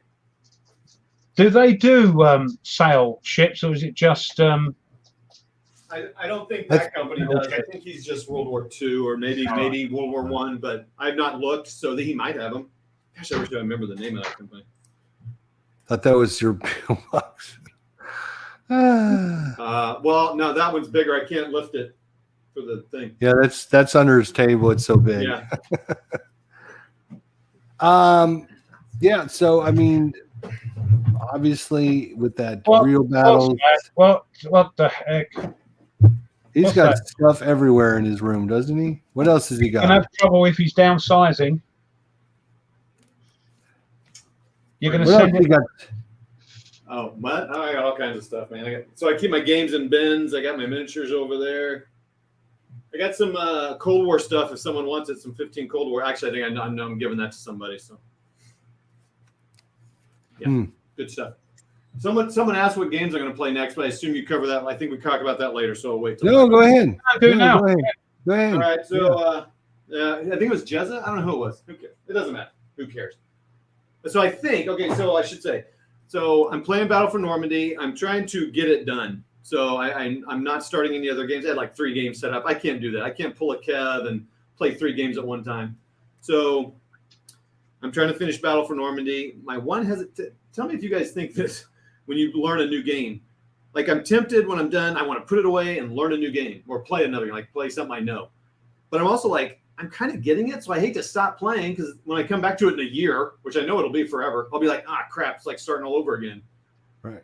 Sort of, but yeah, because there's like these little details, and I'm like, I'm still looking in the rule book. Anyway. You're gonna have to relearn everything again. Yeah, so it's like maybe I should, instead of doing another one, start another scenario in the system until I've got a little bit more down. So I'm really debating that, but what I think I'm going to do. So I'm looking for a house, and we may be getting a house. If that happens, there won't be any games for probably 2 months. Honestly. Fair enough. Maybe, and that's a good place for like ASLK, which I kind of know it in their small footprint. Maybe I can pull one out and in the dead time. But if it doesn't happen, or if I feel like I can do it, I'm going to try to. I got these a few months ago, so play that. Maybe I don't know it. I don't know how hard or easy it is. The rule set is weird. It's like not into the columns. It's like into long paragraphs. It's very strangely written. Who's that by? Well, this is done by Excalibur Games. It was a John Hill, Avalon Hill game, in the 80s. I don't know if it was Avalon Hill. I think it was. But John Hill designed it. And then Excalibur Games did it. So we got that one. So it might be that one. And it's just regular hex encounter, attack, defense, movement, factor, traditional. Or I might do this one that I got from LPS. That's Mike Ranella. And the Italian company. Stalingrad Verdun on the Volga. It's another reprint, so I probably will do that one because it's area movement. Is that the Italian company? LPS? Ooh, I don't know. Sorry, I'm thinking of something else. Oh no, that's not Nuevo or whatever. That's what. Yeah, sorry. Yeah, Kev loves them. Just I've never. Familiar. The cover. But it's here's a nice hard mounted board. I'll pull out one of them and show you. I probably will do this one because I think area movement will be easier to set up and play than Battle for Stalingrad. It's really nice done. Nice, yeah. Yeah, real nice. It's very muted. But that's okay. I like that. So probably do that one next, but I'll kind of see what happens this weekend. I may be playing the house moving game, so which will be great fun. That's that, and I have a few more games I want to sell. So as we talked about, that takes away game time. And I do have this miniature game set up. I should play it and then put those things away. Put it away. If we're doing the move. Hexes and Soldiers said, why have you picked that version rather than the older version of Stalingrad? I think just because it had been updated, and that's kind of what I read, so I picked it up. I don't know. I didn't see any advantage either. I think I went with this because I think it had been updated. Stalingrad game, the Soviet reaction shit drug can get 10s. In which one? The area movement Verdun, or I'm just curious because I really don't know much. Probably this one, but I don't know much about either of those. Yeah, I got kind of in a Stalingrad kick, and again, because I was reading about it, and I did get a glance book for Audible. That'll be interesting. I haven't listened to it yet, but I wanted to keep it simple. I didn't want to go like ASL with counters, and because they have some cool games, but this seems like the right scale. That's good, but that's what you said about Battle for Normandy. You think I've learnt it and I'm enjoying it, and I just want to carry on with it. Well, exactly. So that's the same. And I know I keep going on about the bloody game, but I love it. Atlantic Chase. I played one scenario and I'm thinking, I want to play all the rest, and then I want to play the 2-player ones and play both sides. But people would start slitting their wrists and unsubscribing. That's the other problem, isn't it? Well, I don't know if you've noticed, but that's okay. I'm fine with that. Because I'd play that until I got fed up with it. Because so there's a channel that does mainly miniatures. He does have some hex encounter called The Joy of Wargaming, and he is very much about kind of playing a limited set of games, a limited set of rules, or I can't really speak to his hex encounter, but like he only plays a couple miniature rule sets. He reads a bunch of them, and I've done that, but he's stuck to one kind because that way you learn it. You're not relearning rules. You can just play, and you can make it a better game, or I don't know. And it's kind of a Zen thing, man. Yeah, and I get that, and I get that. And if that's what you're into, and you want to video that, and that's what you do, and people know what they're getting, don't they? And it's I've tried to think like, oh man, I think I'll just play ASL for the rest of my life, which you can do. Yeah. But I need a little bit of variety, so I know that that's not going to happen. I'm not going to play Battle for Normandy only, or whatever. Yeah, and I'm feeling with Atlantic Chase. I did all the tutorials, and I played a solitaire thing, and I think, Ralph, no, move on. So that's why I've done it, just to keep it. So I struggled with that with Battle for Normandy because it took me. I've really worked through it, and I'm enjoying it. So do I want to? But isn't it good when that's quite a complex game, yeah? And isn't it good? But it's not. Yeah, you have to be careful because we got Clay Stone on here, and he would just breeze through this. But yeah, but we're not Stone, are we? But we are definitely not Stone. We're not. But when you get a game like that, isn't it great? You think, it's quite complex, and I think I understand it. Isn't that a great feeling? Well, I'll tell you what. I mean, this Until is somebody goes, "You played this completely wrong in the old." Well, right, and I did screw up the British landings over here, and I killed the whole battalion, battalion out because I did it wrong. But I'm like, well, whatever. Now I know not to do it that way. But I started playing this one because of Clay, because he Steele there. He said, he plays very complex games, and he's like, I pick movement, and I figure out how to do movement. I pick combat, and I figure out, he just kind of takes it in chunks. So that's how I approach this. Yeah, and it helped me. Now there are some struggles with it because movement then entails supply, which then entails but if you learn the movement stuff and then you're like, okay, now I'm gonna go learn supply, and bolt that on, yeah, and so that's how I've learned this, and so I appreciate him kind of saying that, because that's kind of how I approach this, and this is way simpler than the games he's talking about. And I do have those games, but it's a complex game for us, yeah. What's that? It's a complex game for us. It is for me, but I also have God. You feel like because you've got it, you feel yes, yeah, and that's good. That's a good thing. I feel that way too, because it's games I find complex that other people go, just breeze through. When I finally get it, it's a good feeling, right? And and you think, I've got that. And it's good, and thanks, Brian, for that. But I've got, otherwise I'd be playing it forever. And that is this. That is this. That helps. Across the bug. VUCA Simulations. I like both those tanks on there, the T-26 and the Stu-42. I love those things. They're great, and it's second in their sort of series with Crossing the Line, Aachen. So it's early war then? I don't know much about the bug. This is we're friends. No, we're not. That's what it is. Yeah, that's their first. No, that's cool. Yeah, it's it's 1941. So. We all happened in 1941. And what scale is that? What are the minute or what are the counters? You will ask me all the questions, won't you? Yes, I will. Yeah. Look at the box; it should tell you the units. Yeah, I'm looking at. I think it's battalion. Yes, I thought it was battalion. Okay. So at that scale, you can still pull out some victories for the Soviets. Yeah, I mean, This is the good thing, that if I throw badly, or do something wrong, basically it says in the game what you've got to do as the Germans is push forward, which is what they did, and as the Russians you've got to pull back.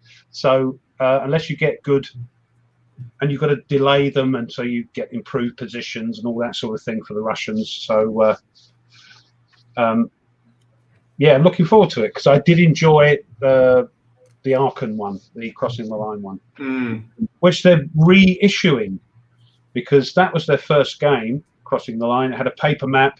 The counters are the same, great quality, but they're re-bringing it out with a mounted map. And I assume, because this is such a handy thing, if you're playing solo, they're bringing it out with the solitaire board where you can plonk it down and have everything there, rather than opposite sides of the that's map. Cool. Hey, so what's the other game? What's that? What's the other game they have? They have two other games. They've got Aachen, Crossing the Line Aachen, which is based on this mechanic. Oh, Aachen? Aachen, yeah. Oh, okay. And the other one is 7 Years' War, The Great Crisis of Frederick II, which is another great game. Area map this time. Oh, well, that's interesting. I might have to take a look at that. I have videos on both. I don't watch your channel. Don't forget, hit that like button. Oh yeah, smash that bell. Yeah, smash that bell. So looks like Todd's going to be busy for a little while with his move and getting everything organized. And that's never a fun time. That is never. No, it's going to be crazy. Downsizing is going to be the hardest part, like what you keep and get rid of. I'm talking about the whole house, not just. I mean, yeah, but I'm excited about the opportunity. So Closer to Miniature Market or farther away? that one is. I'll be a little closer, but I'm also going to be super close to a local game store called Game Night. They don't really offer very many war games, but there are tables to play there, so McMurray and I can meet there and play. I mean, I'm like 2-3 minutes away from that place. Miniature Market will be a little closer. It'll probably be like 15 minutes away, and now it's like 20, 25. Oh, wow. Cool. It's real easy. Yeah, but the cool thing is you can order, and if you order early enough in the morning, that'd have to be really early, but usually you order, and the next day you can just go pick it up. You go pick it up. See, that I'd be making like 3 stops a week there. Well, no, they carry your kind of games. Yeah, you'd be there. I know. Okay. Thank goodness. There's less war games for sure, but they do all the GMT, and they carry Lock and Load. So, and Compass, they carry Compass too. So yeah. But if you said to them, I'm after this game, this war game, blah blah blah blah blah, they'd look out for it for you, wouldn't they? And, yeah, they have done that before. Yeah, and the local Mitchell Land for designer for Great War or Next War. He and a bunch of other people, they play. They have a monthly session there, so they go play games and stuff. And the miniature guys have a session there. The Big Muddy is what they're called. So that's cool. I mean, mainly it's a lot of Magic and Warhammer and stuff like that. But there's tables in space, and I think there's going to be a whole historical game day on a Saturday in November. So that's kind of cool, like all historical stuff. So that'd be fun. That'd be fun. Yeah, for sure. They don't do it. They have like Bolt Action and some Flames of War. So again, it's pretty small there, but it's a cool store and lots of paints, and they're super nice there. The people that work there. So. Great. Good stuff. But yes, I'll be closer. Ralph, what do you got coming up on your channel? Anything? Me? Yeah. Well, yeah. Oh, to answer, I think Hexes and Soldiers. Yes, Crossing the Line Archon is an old game, if that's what you were talking about, and they reissued it, updated the rules, the map and everything is great. This one is based on that, so it's a new game, if you like. But that's what I'm going to be trying to learn, is this one. And also updating my Fields of Fire rulebook with the 30 pages of clarifications. Yeah, this looks. This looks really good. You can see these little black things there. That's the first scenario. It only uses that bit of the map, but there's quite a lot of counters going on that. So and it's just going to be a big push, and the Soviets are either going to go and move back and or get in their improved positions and try and delay, because there's victory points which are plotted all over that little bit of the map, which the Germans have to try and get to win the game. So if they can delay them, they're not going to win, are they? So I'm looking forward to that. Oh, that sounds good. You put your sweet darling away for a while, huh? Yeah, Milantic chases away for a bit. Yeah. Well, I'll be busy working on projects that I've been working on for a while, so I won't be getting into too much good stuff this week. I am clipping some counters and Really? got some boxes to do some live unboxings. I got those games last week, and I still haven't. They're still sitting in the shrink, so let's see how that goes. Who knows? Yeah. So thanks for coming on, Wardrobe. We appreciate it. Can you believe we spent like 2 hours already? Yeah, it's been fun. I appreciate it. Yeah, it's good talking with you again. Yeah, no, it's been great. I'll come on anytime. Anytime Tony's gone, I'll fill in. It seems like a lot lately. Yeah. Well, it was up 2 weeks ago, and then whatever he was going to do, they canceled. So at the last minute. I think he must be out there interviewing for other channels. I think so. I think Mo and the Whiskey Charlie are trying to steal him away from us. So on at those guys. I know, like seriously. It's good. They pay very well there, so you might need to up your game, your benefits. Yeah, they are. They're very good. They pay very well, huh? Yeah. Wow. Well, we do appreciate talking in and checking in with you, and hopefully your move will go well. And maybe once you get situated in your new place, we can have you back on and get to meet up with you and check out the The new digs. The new digs. Yeah, exactly. Your new drum, as we say over here. Oh, New that drum. makes no sense at all. They No, that's what yeah, well, there you go. you I'll do it from the new digs with just boxes piled up. Todd, where are your games? I have no idea. I think they're in with my clothes. I don't know. So Somewhere. William thinks he's going over to the players' aid. Oh, that? yeah. He's going to be going over to the players' aid. well, yeah, they're pretty big time. I can Can't, see they're that. big time. Can't compete with them. Yeah, no, there's no way. No. But he'll just be an intern there. He won't be very high level there. So. Yeah, yeah. So, You might get a couple of lines or something. Yeah. and I'm Grant. Tony, go get me some coffee. Well, we appreciate everyone showing up for another episode this week. So Yeah, thank thank you all. Thanks for all of our viewers out there. Yeah, so And, yeah. Hopefully we'll see everyone this week. Make sure you subscribe to all of our friends out there and all of our Jezza One. channels. Go subscribe to Jezza One. Jezza One as well. That's right. And be sure to check out our videos when they come out. And we hope everyone has a great week. And we'll see you all next week, guys. So See until ya. then, take care, everybody. Thank you.